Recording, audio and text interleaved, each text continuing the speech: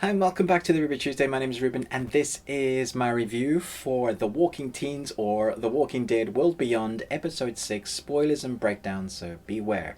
If you don't want spoilers, do not watch this. But for now, let's jump into the breakdown and review. And then everything changed. I've been saying for a while now that it feels like it's trying to find its feet. There's been some just horrific moments, lots of dialogue and exposition dumping. But the last episode, I said there was a majority of the episode that was actually watchable, entertaining. They were doing the right things. It feels like they have found a way to kind of tell the story with the story that they're trying to show without it being all teeny. I would say that is again this episode. So there is like an 11-minute chunk when nothing happens.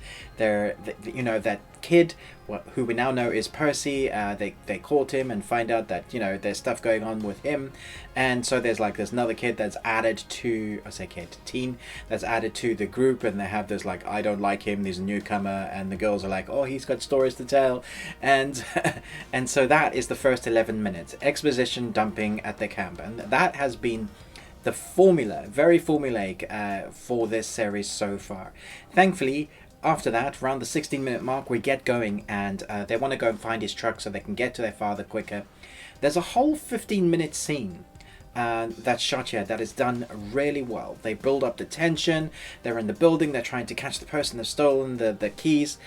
Obviously, right from the get-go, if you've watched any amount of The Walking Dead, you know immediately not to trust Percy. So I don't know why they haven't learned this. The teens at least they're going, well, it's a situation that we kind of need the truck. We don't know who he is or whether we can trust him, but they trust him enough to go along with his story. And if you've seen The Walking Dead, you will know by now that is not a thing that you should do. Anyway, the whole kind of the sequence from running up the stairs to killing walkers to the different types of walkers with the prosthetic makeup looking fantastic again. Loving the creations behind this. Every episode I kind of remark on that was such a great creature creation within The Walking Dead. They're always looking to do new things and make it look really interesting. Again, that is the same thing here. But the whole way it's shot, this sequence reminded me of actually early Walking Dead. So from the intensity of the scene, from the way it's shot in movement, so cutting not too quickly, not like too much frenetic cutting, leaving you to see what's happening on scene, or a character will look in one moment and something else is happening just off sequence. A very good attention builder. We have that building throughout the sequence. So by the time they all end up in the truck together and there's a bunch of zombies coming in and we've had almost one of our protagonists almost killed, I was like, wow, that was actually a decent sequence. And then we get to Percy's uncle, or the person that raised him. We find out that he's an illusionist. I immediately like this character. There's another adult on screen, and he has on-screen presence, and you will notice the difference. You'll be like, never realized how much I was missing that until you see someone that has on-screen presence. So this guy, I don't know who he is. It's not an actor I've seen a lot of. But I was like, yeah, this guy, he just brings something that we needed, and you kind of breathe a little bit of sigh of relief going, oh, okay, if this is the way going forward, they're building a bigger group, the dynamic is feeling different with the teens, it's making it more interesting, there's continuous stories going on with, we know who killed the mother, and so there's that going on with some of the teens, the stories of their past is weighing on them. You're getting all that kind of nuanced stuff going on within this episode, but the arc is actually still moving on. And talking about the arc still moving on, they're doing this thing which I don't really get, because most people, when the credits run, switch off or move on to the next thing. So I should say, if you're still watching this series, definitely watch till the end of the credits, because there's at least a minute sequence now with every episode where they're furthering the arc the most in that episode, because you're getting to find out what's happening medically wise, what's happening with their father, what's happening with the bad guys. They're kind of really kind of teasing you for a minute of each episode. So where we have the walking teens and them trying to get to the father, and there's a lot of walking still, and there's walking in the woods, and there's walking in the buildings, and there's walking with exposition dumping, there is still arc happening, but at the end of the credits, which was weird.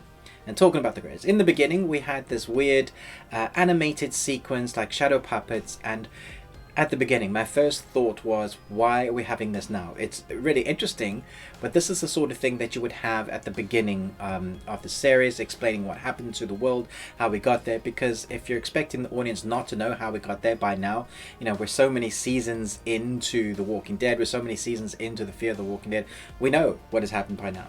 So they do this intro like in episode 6, like we don't know.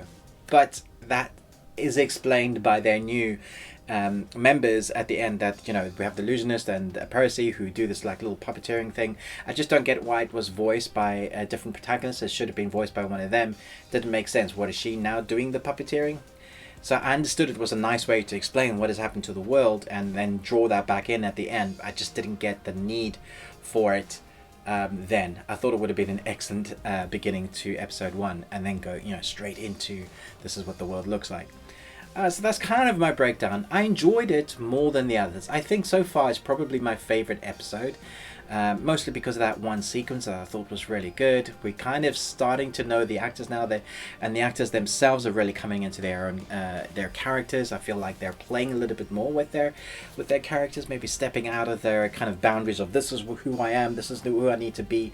Well, let's see what happens if I add this nuance to my character. And now that the story is kind of finding its feet, I feel like I'm this far in, I'm going to keep watching to the end of season 1 at least. We know we're getting 2 seasons, so we'll see what happens. So chat to me in the comments below. What did you think of this episode? I thought it was the best of the lot so far. Chat to me in the comments below, but most of all, until next time, remember, live long and Tuesday.